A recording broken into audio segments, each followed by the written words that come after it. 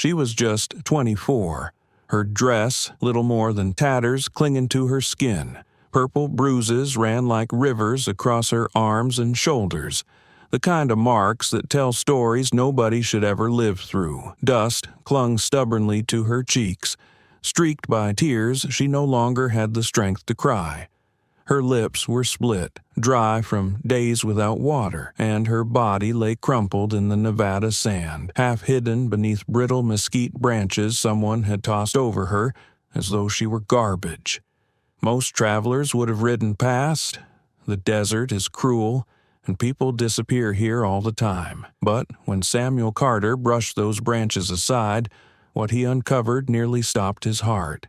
She was breathing, faintly, like a candle fighting the wind. Her eyelids fluttered, and then, in a voice so fragile it might have been mistaken for the desert breeze, she whispered, "Don't save me. Just bury me here. Not help me. Not take me home. Only that one request. Bury me here." The words struck Samuel harder than any bullet or blade he'd ever taken. He froze, staring down at this broken young woman, and, for a fleeting second, ghosts from his own past came storming back. Samuel had buried enough bodies to know the weight of finality. He'd buried men on battlefields back east, men who never made it back to their families. He'd buried his own wife beneath the cold Wyoming earth. He had even watched his daughter, Abigail, ride away to another territory, leaving him alone with nothing but cattle and silence. And now, here lay a woman who had nothing left but the will to die. Picture this. You are Samuel. You live each day under a sun that burns without mercy, feeding cattle on land that doesn't care if you survive another season.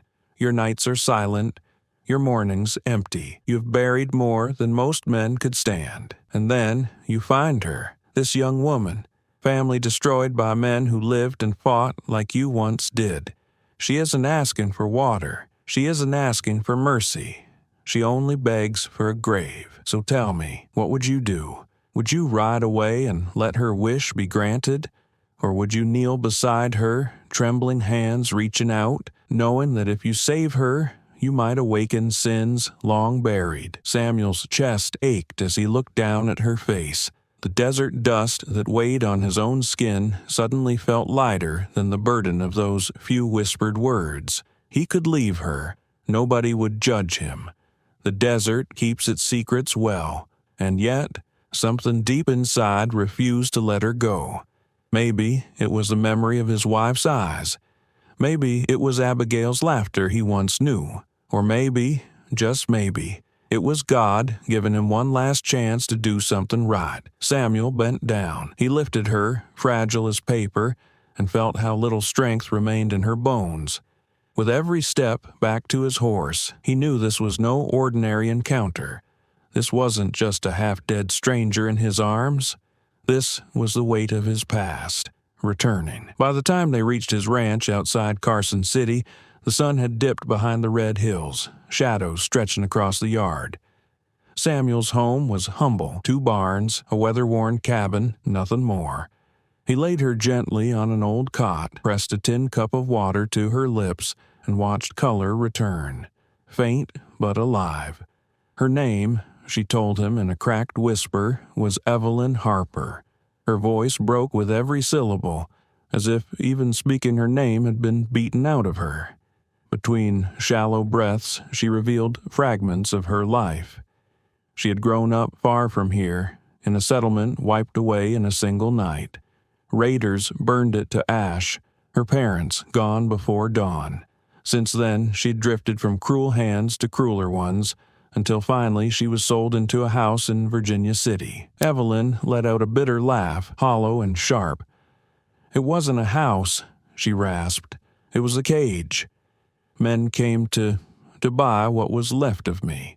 Samuel sat in the corner, hat turning in his hands, each word striking him like nails hammered into his chest. Because he knew this story, he had seen it before.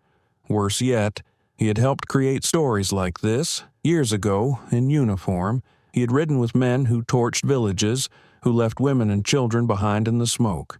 He told himself it was war. orders, survival. But now, here she was, living proof that the fire they set had scorched more than buildings. It had burned into the life of a girl who had barely learned to walk. Evelyn did not know. Not yet. She only saw an older man who gave her water, a roof, a man whose hands did not strike her. She even managed a weak smile through cracked lips, and that smile cut Samuel deeper than her bruises ever could, because he knew something she did not, that her suffering might trace back to men like him, maybe even to him. And here's the haunting question. What happens when the man who saves you turns out to be the same man who once helped destroy you? Only a few days later, when Evelyn could stand again, the peace shattered. The sound of hooves broke the quiet of the ranch. Samuel stepped onto the porch, one hand near the colt hanging by the door. A rider slowed to a stop, dust swirling. It was Caleb Morgan, a name feared from Carson City to Virginia City. Tall, sharp-eyed, the kind of man who never worked an honest day in his life. Caleb swung off his horse, spit in the dirt, and grinned. "Where is she, old man?" His voice dripped with lazy arrogance, the voice of a man who always got what he wanted. Samuel stayed silent. He just looked at Caleb, hat brim low, eyes steady. That silence was heavier than iron. Caleb shifted uneasily. He was used to men backing down. But Samuel Carter did not move. Finally, Samuel spoke. "She's not yours anymore. Turn back." Caleb chuckled, but it rang thin. "You think you can keep her? She belongs where she came from." Samuel stepped off the porch, boots sinking in the dust, hand hovering near the colt, not drawing, not yet. But his stance said it all. Evelyn Harper would not be touched again. The air grew taut, like wire ready to snap. For a long moment, only the desert wind spoke. Caleb's grin faded. What he saw in Samuel's eyes wasn't rage. It was something colder, the kind of resolve that told him today wasn't worth the fight.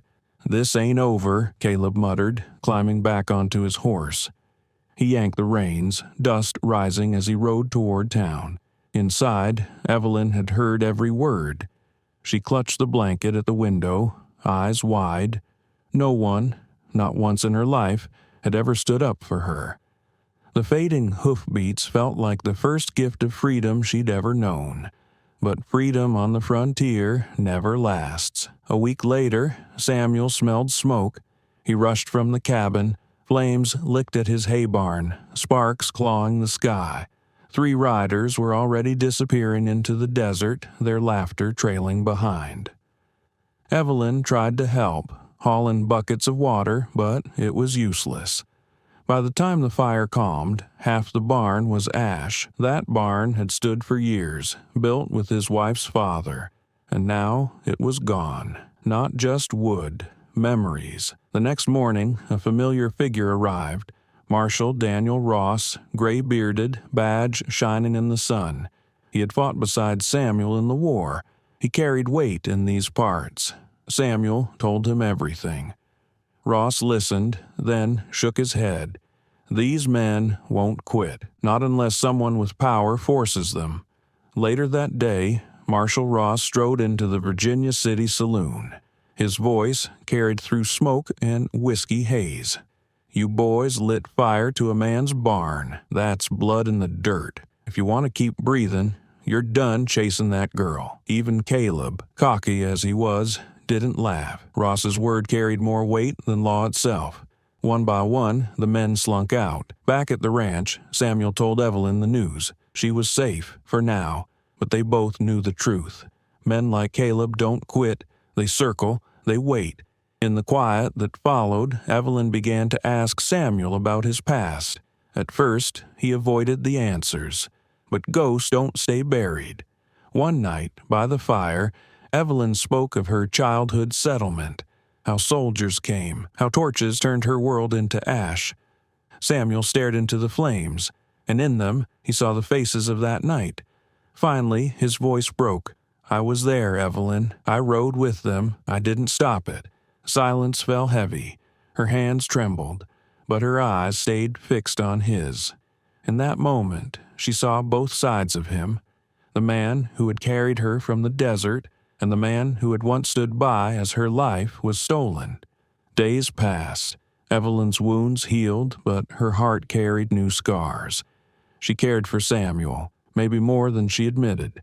But the truth weighed too heavy. One morning, she packed what little she owned and stood at the door. "You saved me, Samuel," she whispered. "You gave me a chance to live again, but I can't stay. Some wounds never close." Samuel nodded, eyes wet, face steady. He knew she was right. Watching her ride away was like losing his wife all over again, like losing Abigail too. But as her figure vanished across the horizon, Samuel felt something unexpected. Relief. The truth was no longer a secret festering inside. It was spoken. And out here in the West, not every story ends with two souls under the same roof. Sometimes the truest endings are the hardest, the ones where redemption comes not from staying, but from letting go. Because a man is not only the worst thing he ever did. Redemption can live in the choice to protect another's soul, even if forgiveness never arrives. So let me ask you, if you were Samuel Carter, would you have told the truth, or would you have carried the lie just to keep the only soul who ever looked at you with kindness? Did you